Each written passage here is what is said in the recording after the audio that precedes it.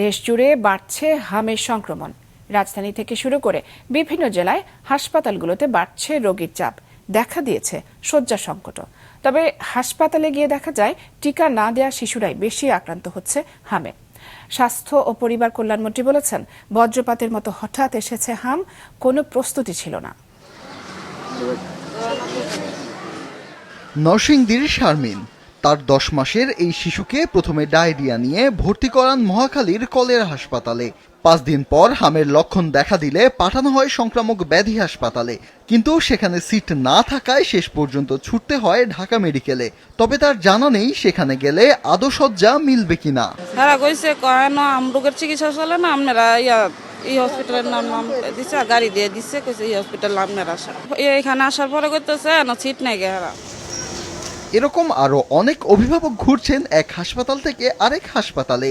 রাজধানীর সংক্রামক ব্যাধি হাসপাতাল কর্তৃপক্ষ বলছে, হামের রোগীদের জন্য 10টি শয্যা থাকলেও বর্তমানে ভর্তি 81 জন, যা নির্ধারিত শয্যার 8 গুণ।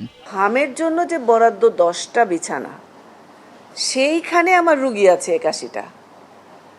তো এই যে ব্যবস্থাপনাটা, এই সক্ষমতা বাড়ানোর জন্য আমরা চেষ্টা করছি। ঢাকা উত্তর সিটি কর্পোরেশনের সংক্রামক ব্যাধি হাসপাতালেও চাপ বাড়ছে। গত 24 ঘন্টায় নতুন ভর্তি হয়েছে 74 জন। এ নিয়ে মোট ভর্তি রোগী এখন 239 জন।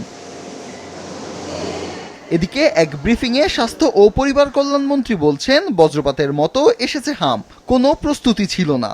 ভেন্টিলেটরের অভাবে আমার 33টা বেবি মারা গেছে রাজশাহীতে। আজ আমরা জানার পরে 24 ঘন্টার ভিতরে কিন্তু আমরা ভেন্টিলেটরের ব্যবস্থা করে ফেলেছি। তবে হাসপাতালে গিয়ে দেখা যায় টিকা না দেওয়া শিশুরাই বেশি আক্রান্ত হচ্ছে। বাবুর 10 মাসে পড়ছে তো, এখন টিকা দেওয়া হইতো, কিন্তু বাবু এর আগে আবার কর্মীতলা ছিলাম, মানে 2 মাস ধরে অসুস্থ, তার জন্য আর টিকাটা দেওয়া হয়নি। না, হামের টিকা এগুলো দিচ্ছে না।